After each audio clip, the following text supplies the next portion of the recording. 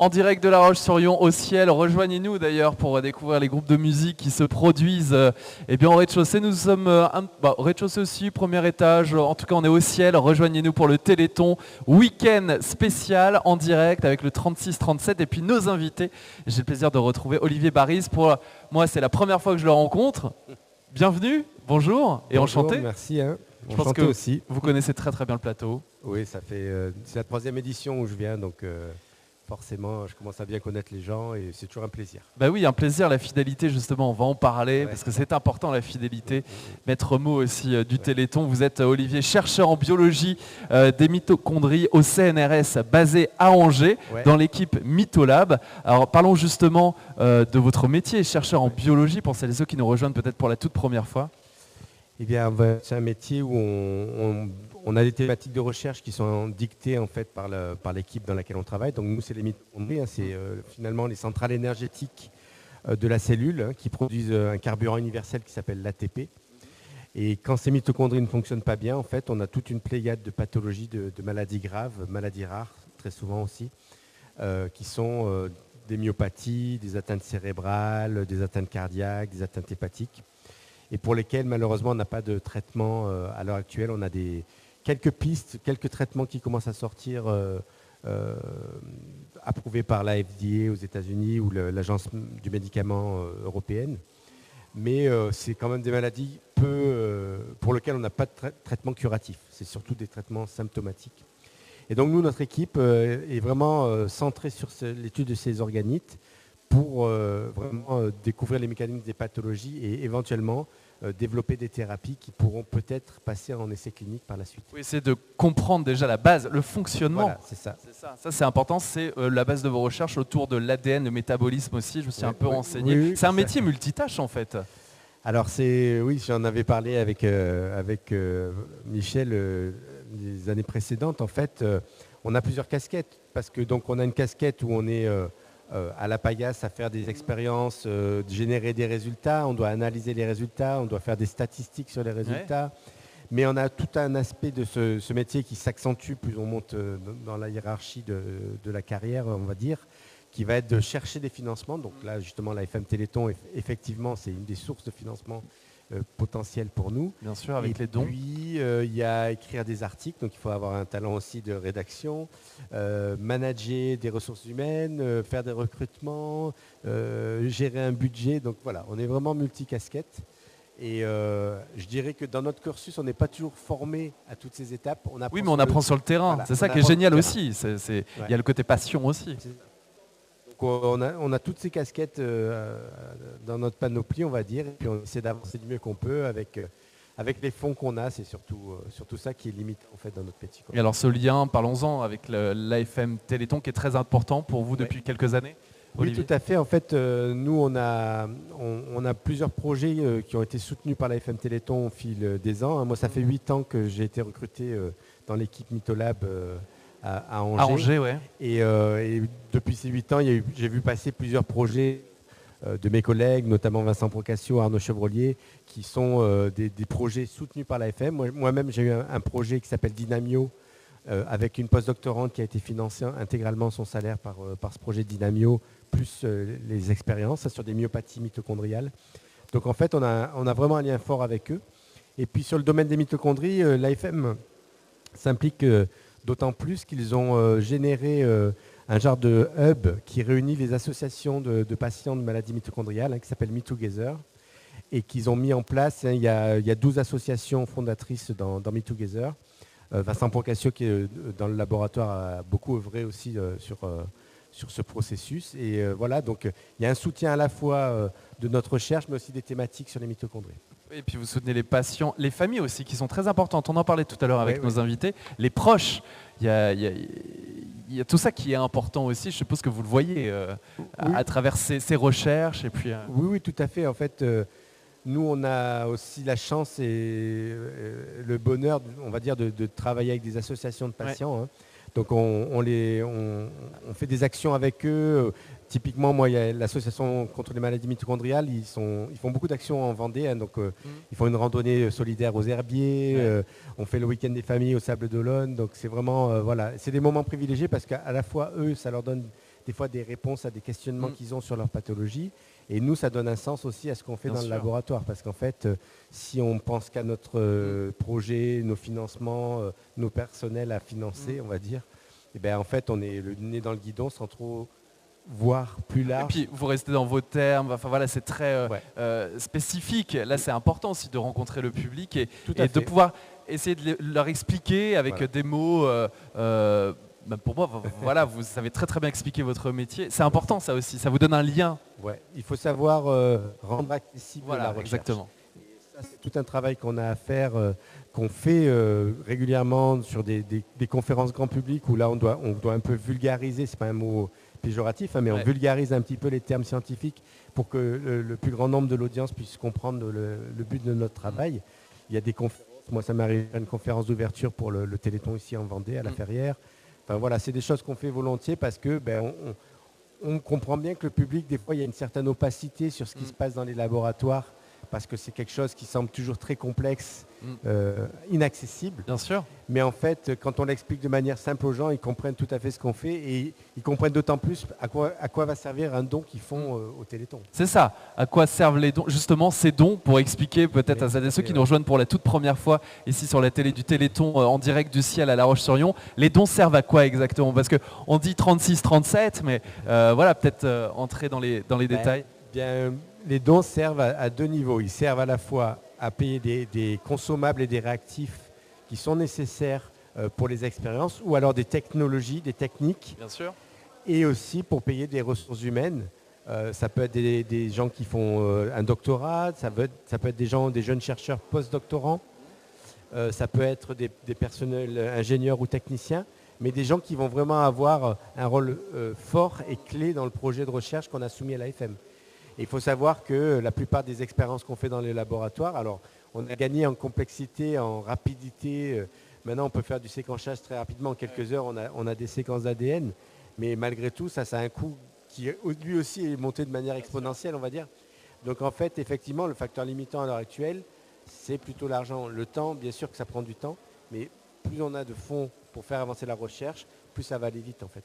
36, 37, numéro très très important ce week-end et tout au long de l'année. On ne cesse de le répéter, mais c'est vraiment important. Même un mini don peut faire avancer les recherches. Ouais, c'est sûr. Hein. Moi, j'encourage vraiment les gens à le faire. En plus, il y a des avantages à le déduire avec un reçu fiscal.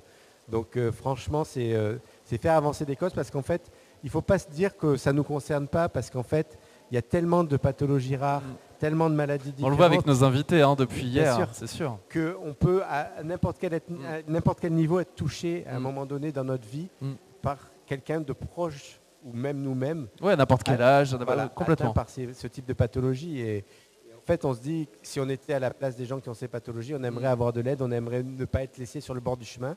Et je pense que l'AFM, un de ses mots-clés, c'est on laisse personne sur le bord du chemin. Bien sûr. Donc voilà, moi j'ai dit chaque don compte, hein, chaque euro, chaque billet, chaque action. Et même le fait de participer, les actions, on parlait des événements, voilà, les bénévoles, même les techniciens, tout le monde, on les salue d'ailleurs ici au ciel, c'est important de participer. Typiquement, là je peux vous dire, vendredi, il y a une de mes collègues, Anaïs Girona, au laboratoire, qui a mis en place, elle le fait depuis plusieurs années avec l'aide d'autres collègues du laboratoire, une vente de gâteaux dans le CHU d'Angers. Donc il y a un stand, les gens donnent ce qu'ils veulent et je peux vous dire que ça fait des belles cagnottes qu'on reverse après intégralement au Téléthon. Et voilà, toutes ces petites actions mises bout à bout font que on peut faire grimper le compteur et finalement financer beaucoup plus de projets. C'est ça en fait. Plus le compteur est bas, moins de projets seront financés. C'est ça qu'il faut se dire. Donc, ça coûte de plus en plus cher, on en parlait, exactement. Exactement. Donc voilà, moi j'encourage les gens à le faire et je peux vous garantir que l'argent que les gens donnent au Téléthon va vraiment aller dans les laboratoires. Moi, j'en ai bénéficié dans ma carrière. J'ai eu une année de post-doctorat où j'étais financé par l'AFM Téléthon. Claudie Gabillard, ma post-doctorante, qui maintenant vient d'être recrutée chercheuse, a été financée par le Téléthon. Les projets sont financés par le Téléthon. Il y a une année, on a eu 5 projets différents du laboratoire.